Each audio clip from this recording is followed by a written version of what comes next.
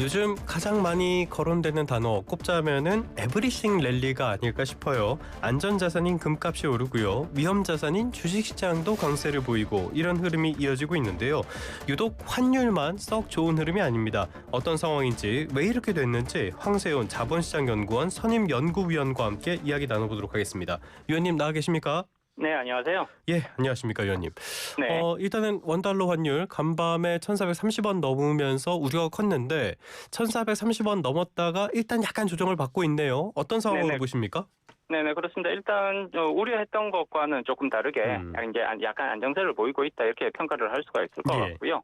가장 먼저 이제 원인들을 조금 살펴볼 필요성이 있을 것 같은데요. 역시나 도널드 트럼프 미국 네. 대통령이 히토리 이제 수출 통제에 반발하면서 다음 달 1일부로 중국산 제품에 대해서 현재 부과 중인 관세에 추가로 더 100%를 부과하겠다고 발표를 했잖아요. 예. 사실 이것이 지금 환율 불안에 있어서 가장 큰 원인으로 작용하고 있는 것 같습니다. 예. 중국과 미국 간에 이렇게 무역 분쟁이 격화된다면 결국은 그 여파가 우리나라에 고스란히 넘어올 수밖에 없지 않느냐. 미국과 중국에 대한 사실 우리 무역 의존도가 상당히 여전히 그렇죠. 높은 편이란 말이에요. 예, 예. 그러다 보니까 이 양국의 분쟁은 결국은 한국의 무역에 부정적인 충격을 가져다 줄 수밖에 없다. 이런 우려가 반영되면서 환율이 크게 오르고 있다 이렇게 말씀드릴 수 있을 것 같고요. 물론 이제 이런 이유만 있는 건 아니고요. 다른 이제 여러 가지 요소들이 복합적으로 작용하고 있다고 봐야 될 것 같습니다. 알겠습니다. 말씀하신 것처럼 트럼프가 관세 이야기를 꺼내고 나서 그 다음에 외환 시장에서 원달러 환율이 크게 움직이는 모습들 관측 가능했었고요. 이 상황 어떻게 진행되는지 계속 좀 지켜봐야 될 필요는 있을 것 같은데 안정세라고 하기에는 1,420원대 이것도 굉장히 높은 환율이잖아요. 그렇습니다. 말씀하신 것처럼 다른 요인들도 많은데 요인 하나하나 살펴보도록 하죠. 먼저 일본 이 영향이 있다고 봐야 되지 않을까요? 네, 일단 일본의 영향도 상당히 크다고 볼 수가 있습니다. 지금 앞서도 이제 잠깐 언급이 나왔었는데 일본에서 지금 이제 차기 총리의 가능성이 예상되고 있는 다카이치 사나에가 지금 이제 자민당 총재가 차기 총리로 지명될 가능성이 지금 높다 아니면 조금 낮아졌다 뭐 이런 여러 가지 관측들이 나오고 있단 말이에요. 근데 이제 이런 것들이 왜 환율에 영향을 미치는지를 한번 살펴봐야 되는데 다카이치 사나에 총재 같은 경우에는 이전에 아베노믹스라고 이제 아베 전 총리께서 하셨던 여러 가지 그런 경제 정책들을 다시 시도를 하겠다. 특히나 통화 정책에 있어서 완화적 통화 정책, 엔화의 공급을 적극적으로 늘리고 그다음에 그 이자율도 낮은 수준에서 가급적이면 낮은 수준에서 유지하겠다라는 이러한 경제 정책을 강하게 밀고 있습니다. 그렇게 되면 결국은 엔화의 공급량이 향후 늘어날 가능성이 높다라는 것을 의미하는 거니까 당연히 엔화가 약세를 보이는 엔화가 흔해진다는 얘기잖아요. 그러니까 엔화가 흔해질 가능성이 높아지고 있기 때문에 이것이 엔화 약세를 가지고 오는 뭐 이런 부분들이 이제 많은 거고요. 근데 물론 이제 지금 다카이치 총재가 차기 총리로 지명될 수 있을 것이냐 그 가능성이 지금 약간씩 왔다 갔다 하고 있단 말이에요. 그렇죠. 그러다 보니까 이제 엔화 가치도 거기에 연동이 돼서 조금 요동치는 이런 모습들이 나타나는 거고요. 엔화 가치는 당연히 원화 가치에도 일정 부분 영향을 줄 수밖에 없습니다. 우리랑 직접적인 경쟁 관계에 있는 국가잖아요. 그렇기 때문에 이런 것들이 결국 환율, 원달러 환율에도 영향을 미칠 수밖에 없죠. 원화와 엔화는 일반적으로 긍정적이 그러니까 비슷하게 움직입니까? 아니면 반대로 움직입니까? 대체로는 비슷하게 움직이는 경우가 더 많고요. 이게 이제 항상 같이 움직인다, 항상 반대로 움직인다 이렇게 가는 경우는 사실상 거의 없습니다. 경우에 따라서 이거는 건별로 다르게 움직이는데 대체로는 엔화와 원화는 사실 우리나라 경제 구조, 그다음에 일본의 경제 구조가 유사한 측면들이 분명히 있고요. 그러다 보니까 엔화에 영향을 미치는 사안들이 원화에도 영향을 미치는 그런 경우들이 흔했기 때문에 이제 더 많은 경우에 있어서 엔화와 원화는 같은 방향으로 움직일 때가 많았죠. 알겠습니다. 여러 가지 요소들이 지금 우리의 원화 환율도 불안하게 만들고 있는데요. 여기서 궁금한 게 이거예요. 우리가 환율 생각하면은 예전 생각하시는 분들은 1,000원에서 한 1,100원 이렇게 생각하실 것 같은데 지금 이거를 넘어선 지 오래됐고요. 1,300원도 넘어서 1,400원이 너무 익숙해져 버렸습니다. 지금 이 1,400원 정도의 환율 이거를 뉴 노멀이라고 봐도 될까요? 네, 일단 당분간은 1,400원대에서 상당 기간 횡보를 할 가능성을 충분히 예상을 해야 될 것 같습니다. 예. 잠깐 올라왔다가 내려가는 그런 상황보다는 최소 6개월에서 1년 정도는 쭉 이어질 가능성도 배제할 수는 없는 거거든요. 어느 정도 이렇게 높아진 환율에 우리가 익숙해질 필요성이 있다. 거기에 적응할 필요성이 있다. 이런 네네. 의미에서 뉴 노멀이라는 얘기가 나오는 거고요. 사실 환율 수준만 놓고 보면 굉장히 높은 수준이라고 평가할 수가 이걸 있죠. 어떻게 적응해야 될까요? 예, 네, 쉽지 않을 것 지금 같은데. 네, 이게 지금 우리가 1,000원대 환율도 우리가 경험을 해본 세대란 말이에요. 예. 예, 근데 이게 지금 1,400원이 넘어갔고요. 역사적인 이 환율 변동 사이클을 살펴봤을 때 1,400원이 넘어간다는 것은 분명히 상당히 높은 그런 환율 수준인 것은 부인하기가 어렵고요. 예. 한 10년 전 같았으면 이 정도 올라갔으면 이거 완전히 위기 상황이다. 이런 평가가 나올 수 있을 정도로 높은 수준인 건 분명합니다. 예. 다만 그럼에도 불구하고 현재 우리가 이제 1,400원대를 위기 상황이라고 보지는 않는 것은 우리만 이렇게 높은 환율을 경험하고 있는 것은 아니거든요. 사실 달러가 나 홀로 강세를 보이는 그런 상황인 거고요. 예. 일본의 엔화라든지 유로화가 동반해서 공통적으로 다 같이 약세를 경험하고 있기 때문에 환율이 매우 높은 상황임에도 불구하고 이것이 위기 상황까지는 아니다라고 판단할 수 있는 그런 이제 기준이 되는 거죠. 위기 상황은 아니지만 그래도 일상적인 상황은 아니다라고도 볼 수가 있겠고요. 말씀하신 것처럼 이렇게 높은 환율이 계속된다. 위기 상황까지는 아니다라고 말씀해 주셨는데 그러면은 위기 상황은 우리가 어느 정도 레벨을 넘었을 때 이 환율 어느 정도가 넘어가면은 이거 정말 위험하다 이렇게 봐야 되는 겁니까? 일단 환율은 수준보다는 속도가 훨씬 중요하다는 말씀을 먼저 드리고 싶고요. 예. 이게 천천히 예를 들어 1,500원 근처까지 갔다. 예를 들어 한 6개월의 시간을 가지고 천천히 올라갔다. 이렇게 되면 이 경제 주체, 기업이라든지 가게라든지 이런 경제 주체들이 환율에 대응할 수 있는 그런 시간들을 벌 수 있는 거잖아요. 예. 거기에 따라서 계약도 바꿀 수 있고 이렇게 되는데 갑자기 한 달 만에 200~300원씩 이렇게 확 올라가 버리면 기업들이 여기에 적응할 수 있는 시간을 가지기가 대단히 어렵습니다. 예. 기업들이 갑자기 위기 상황에 빠질 수가 있는 거거든요. 그렇기 때문에 환율은 수준도 중요하지만 변화되는 속도가 사실 훨씬 중요한 의미를 가진다고 볼 수가 있고요. 이러한 변화 속도가 우리가 어느 정도 받아들일 수 있는 수준이라면 크게 위기 상황이라고 평가하기는 어려운 거죠. 지금 단기적으로 봤을 때 1,450원 정도까지는 우리가 상단을 열어두고 있어야 되는 것이 아니냐 이렇게 평가를 할 수가 있을 것 같고요. 계속해서 미국과 중국 간의 이런 이제 관세와 관련된 이런 불안 요인들이 금방 사라질 것 같지는 않단 말이에요. 예. 이런 것들이 계속 변동성을 키우면서 환율이 조금 더 올라갈 수 있게 만드는 그런 이제 요소로 작용을 하게 될 텐데 상단은 한 1,450원까지는 열어둘 필요성이 있을 것 같고요. 1,500원이 만약에 넘어가게 된다면 그러면 이제 우려의 목소리가 조금 강하게 나오지 않을까 이렇게 예상해 볼 수 있을 것 같습니다. 참 수출 기업들도 전략 짜기가 굉장히 힘들 것 같습니다. 자, 지금 미국과 중국의 마찰 이야기를 계속 해주고 계시는데요. 사실 우리 내부적으로 봐도 그렇게 좋은 소식은 없는 것 같은 게 우리와 미국의 관세 협상, 이 후속 협상도 지금 별로 진전이 없는 상태잖아요. 이건 역시도 환율에 영향을 미치고 있다라고 봐야 되는 겁니까? 네네, 이것도 사실 이제 트럼프 대통령이 대중 관세를 100% 추가로 더 부과를 하겠다라는 발표가 나오기 전까지는 사실 우리나라와 미국 간의 관세 협상이 지지부진하게 진행되었던 이것이 환율 상승에 굉장히 중요한 원인으로 작용을 했죠. 지금 미국이 지난 7월 말에 우리나라 제품에 대해서 관세를 25%에서 15%로 낮춰주겠다. 대신에 $3,500 정도를 미국에 투자해라. 뭐 이런 이제 협상이 타결이 됐단 말이에요.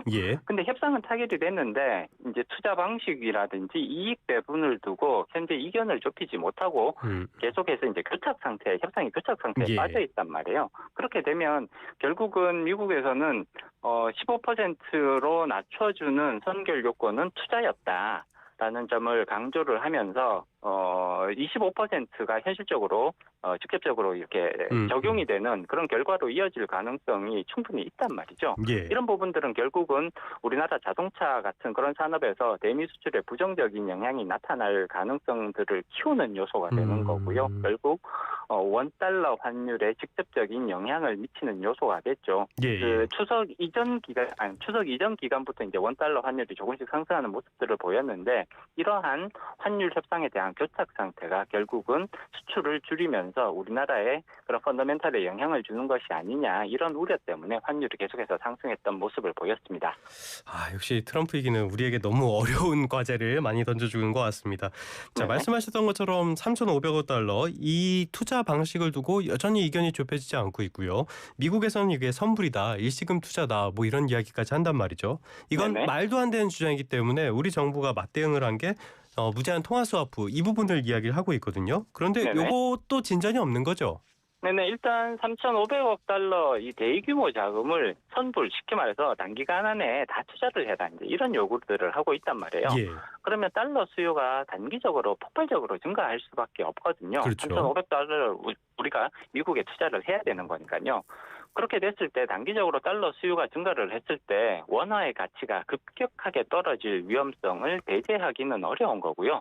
따라서 당연히 정부는 미국 측에 이러한 단기적인 그 환율 급변동의 위험성이 있으니까 예. 이런 부분들을 해결하기 위해서 미국과 한국 간에 무제한 통화 스와프를 체결해 달라. 이렇게 되면 환율이 굉장히 안정화되는 그런 그렇죠. 효과를 예, 예. 기대할 수가 있는 거거든요. 따라서 미국에 대해서는 우리가 3,500달러라는 투자를 하기 위해서는 무제한 통화 스와프라는 그런 안전장치가 필요하다라는 요청을 계속하고 있는데 사실 미국 입장에서는 이것을 반드시 들어줘야 되는 상황은 아닌 거거든요. 어차피 네네네. 이제 그 협상력은 미국이 더 강하기 때문에 그래서 아직까지 이러한 우리의 요구에 대해서 뚜렷한 입장을 표명하고 있지는 않습니다. 아르헨티나 쪽에는 속전속결로 해줬던데 이거는 뭐 금액이 크지 않아서 그런 겁니까? 일단 금액에서 우리랑 굉장히 크게 차이가 있고요. 어떻게 보면 이제 우리가 아르헨티나보다는 훨씬 더 쉽게 말하면 경제적 체력이 강한 국가라고 그렇죠. 평가할 수가 있는 예. 거잖아요. 그러니까 한국에 대해서 미국 같은 경우에는 한국에 대해서는 뭐 이렇게 신속하게 안 해주고 경우에 따라서는 충분히 얘네들이 그럴 걸 버텨낼 수 있는 체력이 있을 수 있는 거 아니냐 이런 생각이 조금 더 강한 것 같습니다. 그렇다면은 위원님 보시기에는 한미 통화 스와프 약간 부정적으로 보실 것 같긴 한데요. 지금까지 상황으로 봤을 때 미국이 이거를 긍정적으로 받아들일 가능성은 있다고 보십니까? 일단 어느 정도 타협점을 모색할 필요성은 있을 것 같고요. 예. 지금 우리나라는 무제한 통화 스와프를 지금 요청을 하고 있거든요. 그렇지만 이제 미국 입장에서 무제한까지는 조금 과도한 것이 아니냐라는 그런 이제 의견들이 미국에서는 제기가 될 수 있는 거고, 예. 한국의 요구액과 그 중간 어디쯤 접점이 되는 그런 부분들을 찾아서 체결시켜 줄 가능성을 저는 배제하기는 어렵다고 봅니다. 어느 정도 가능성 있는 시나리오이지 않을까라는 예상을 하고 있죠. 만약에 그런 발표가 나온다. 그러면은 원달러 환율이 반락할 가능성 이런 것도 있다고 봐야 되는 건가요? 네, 일단 통화 스와프가 체결된다면 당연히 원달러 환율의 하락 요소로 작용할 가능성은 대단히 높다고 말씀드릴 수가 있겠죠. 예. 다시 1,400원대 이하로 내려갈 가능성 충분히 예상해 볼 수가 있는 것이고요. 다만 그럼에도 불구하고 현재 환율 시장에서 가장 크게 영향력을 행사하고 있는 것은 트럼프 대통령과 시진핑 주석 간의 그런 이제 무역 분쟁과 관련된 이런 부분들이 가장 크게 영향을 미치고 있는 거는 그건 부인하기가 어렵거든요. 예, 예. 그렇기 때문에 통화 스와프 체결은 분명히 환율을 떨어뜨리는 요소가 되는 것은 분명합니다만 이게 그 무역 분쟁과 관련된 불안 요소가 오히려 시장을 더 압도하고 있기 때문에 환율의 하락폭 자체가 그렇게 크지는 않을 것 같다라고 평가를 할 수가 있는 거죠. 알겠습니다. 우리가 환율에 집중해야 되는 이유 이게 뭐 금융시장에 영향을 미치고 기러기 아빠들한테 영향을 미치고 여러 가지가 있겠습니다만 역시 산업에 미치는 영향 이 부분을 짚어보지 않을 수가 없을 것 같은데요. 이렇게 네네. 강달러 국면이 계속 이어진다라고 했을 때 어떤 산업 업종은 괜찮고 어떤 산업 업종 우려되고 이런 부분들이 있습니까? 네, 일단 가장 이제 혜택을 보는 업종 당연히 있고요. 반대로 이제 조금 이제 그 손실을 보는 업종들이 나타날 수밖에 없는데요. 예.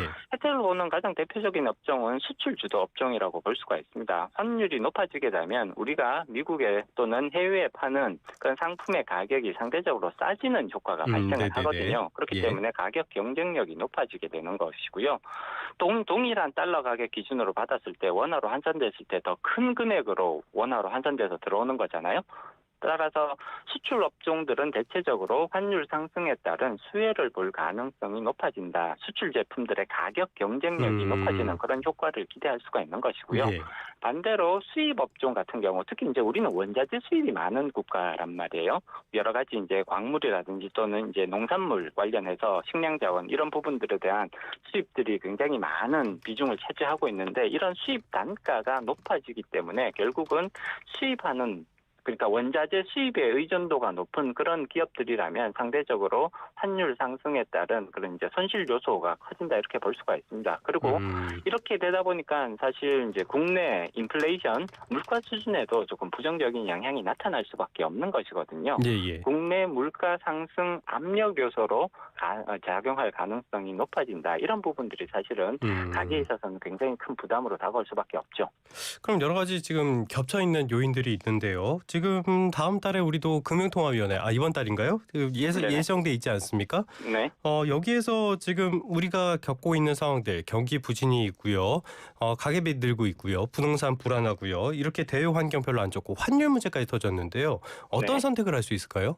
일단 환율이 계속해서 고공행진을 하는 이런 모습들이 이어지게 된다면 사실 기준금리를 추가적으로 인하하는 데 있어서는 상당히 부담 요소로 작용할 수밖에 없습니다. 예. 지금 경제 성장률이라든지 뭐 이런 부분들을 살펴보면 사실 그 기준금리를 인하해도 전혀 이상하지 않은 상황인 그렇죠. 거거든요. 그런데 예. 기준금리 인하하게 되면 결국 원화의 공급이 늘어난다는 것을 의미하는 거고 환율이 추가적으로 더 상승할 수 있게 만드는 요소가 되는 것이거든요.